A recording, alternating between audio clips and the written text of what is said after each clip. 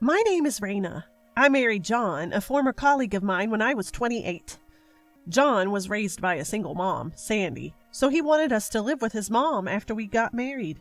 I was fine with that and decided to quit my job. On my last day at work, my colleagues bid me farewell, and I moved into John's family home.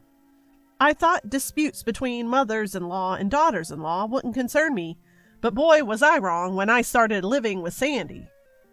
"Welcome, Raina. We're an open family here." Sandy greeted me warmly, and I liked her initially, but the niceness was short-lived.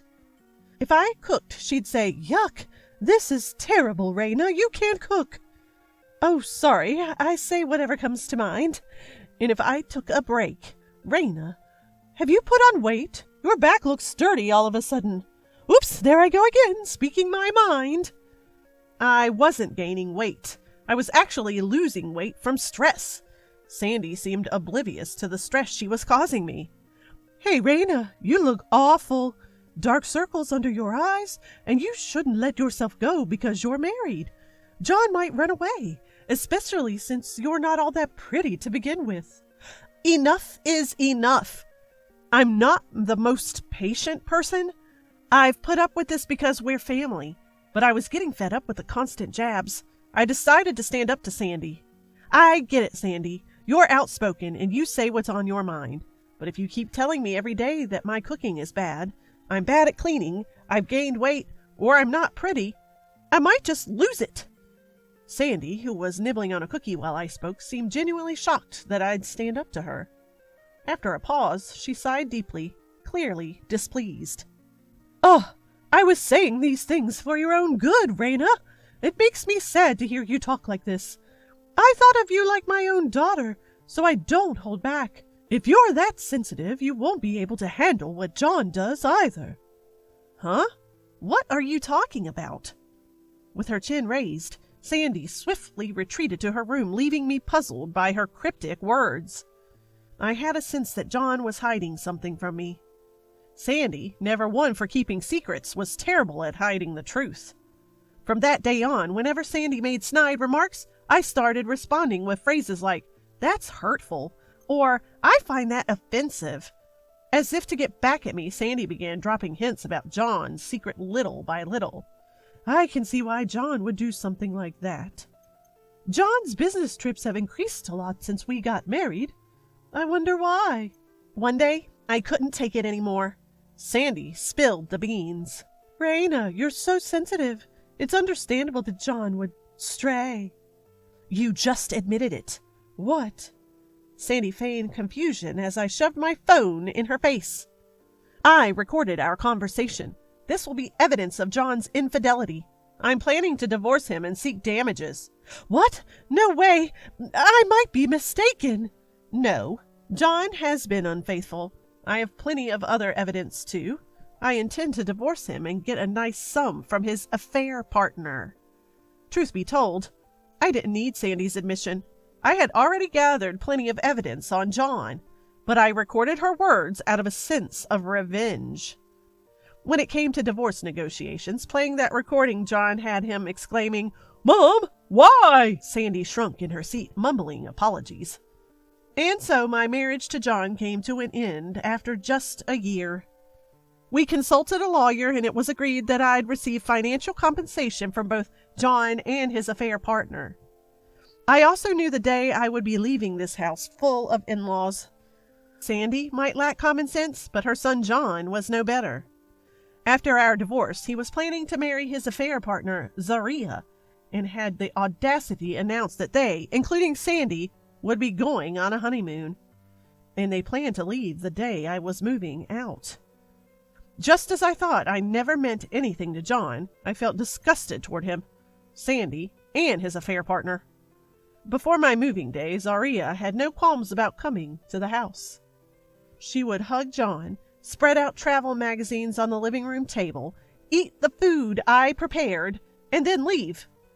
Is her skin made of steel? I wondered. Sandy wasn't just unkind to me. She treated Zaria the same way, too. But Zaria didn't seem to mind. When Sandy said, "Wow, you really caked on the makeup today. It's a bit overpowering. Zaria replied, "Oh, my makeup is really on point today." I was shocked. Maybe you need a heart that strong to be the wife in this house. I actually felt a bit of admiration. Still, my days living in this in-law's house were a series of hardships. Sandy berated me, my husband cheated on me, and on the day I was leaving, no one was there to say goodbye. I was the one who should have been sending them off, not the other way around. Early in the morning, I saw John and Zaria ready for their honeymoon, and Sandy stood there with a smile. I was in a complicated emotional state, but I politely said, "Thank you for having me," and left. They wouldn't be back for a while, so I had time. However, I didn't have much to pack, so I was done in one day. I contacted my brother and sister, who offered to help me move. "We're on our way," they said, so I messaged John, too. "I finished packing sooner than expected, so I'll be leaving. Thank you for everything." He replied instantly. The message came with a picture. John, Sandy, and Zaria, all smiles, were in a group photo. "If you've got time, why don't you clean the house, too? We're off to enjoy our honeymoon," it said. That made me burst into tears. What was my marriage, really? I gave up my career for this, only to be treated like a maid and receive no love in return. Getting sent a group honeymoon photo with Zaria was the last straw. I felt so pitiful I started crying loudly. My brother and sister walked right in since I'd left the door open. They were shocked to see me crying so hard. "What happened? What's going on?" they asked, half panicked, comforting me. I showed them the group photo while sobbing about my life so far. My kind-hearted sister, Shell, even started crying and said, "You've had a really hard time, haven't you?" After a good cry, I felt calmer. I apologized for my breakdown and said, "Let's get going." I thought this was my final goodbye to the in-laws' house. But then my sister Patty showed me a photo on her phone. "Look, this wifed her cheating husband by turning all his clothes inside out." The picture Patty showed me was filled with clothes turned inside out. "Gosh, that would be so annoying to deal with," said my brother Lynn. Patty chuckled like a mischievous child. "You should do this, sis. It's not like you're destroying anything, so you can't get sued. Plus, it'll be super annoying for them. This kind of revenge is allowed." I was blown away by Patty's suggestion. Right. I've had it rough enough to warrant a little revenge. Let's flip everything upside down, empty the drawers, line everything on the floor, I proposed, feeling like a kid again. Patty and my brother and sister Shell all chimed in. "Sounds great!" Luckily, we had plenty of time on our hands. Just like building a secret base as kids, we had fun turning everything upside down. During the chaos, Shell mentioned, "I found a bunch of boxes. Let's set up some dominoes." I was more than happy to join in. We lined up boxes from curry roux to medicine, creating a massive domino setup that reached up to the second floor. Patty was busy arranging flipped clothes and socks in a gradient around the room, nodding satisfactorily as if she'd finished a masterpiece. The neatly lined flipped clothes were so beautiful, I couldn't help but exclaim, "That is amazing!" While we were doing all this, my younger brother came in, holding a box of marbles and old toys. "Let's scatter some caltrops," he said. "Like in the movie Home Alone," we exclaimed. We then spread the marbles and toy cars all across the doorway. By the time we were done, my in-laws' house was a total wreck. It was as if we'd dumped out a toy chest, the likes of which I'd never seen. We were a bit tired, but the exhilaration outweighed it all. Feeling accomplished, we took pictures from every angle to commemorate our handiwork. In that dreaded in-laws' house, the only reason we were able to make some positive memories was thanks to my younger brother and my sisters. Not to mention John and his crew, who conveniently went on a ridiculous honeymoon for a long weekend, also contributed. Of course, when John and his gang got back from their honeymoon, we received complaints, but I totally ignored them. John and his family no longer matter to me. Besides, I had just moved to a new place and was busy adjusting and job hunting. I eventually found a new job, and although I occasionally remembered the pain John and Sandy had caused me, those memories faded away after a while. Meeting a kind man at my new job who accepted me as I am and starting a new relationship also helped me escape that painful past. But 3 years after divorcing John, my peaceful days, filled with a rewarding job and the love from this gentle man, were disrupted. A message arrived from John. I had moved on and found love with a man named Gerald, who proclaimed he loved me, Raina, from the moment we met. We got married, had our first child, and were busy with the joys and challenges of parenting. To be honest, I had forgotten all about John. When I left the messy in-laws' house, I was so caught up in my little revenge scheme that I forgot to block John's messages. Curiosity piqued. I opened a message from John and found he had sent me a picture. But it wasn't some happy group shot.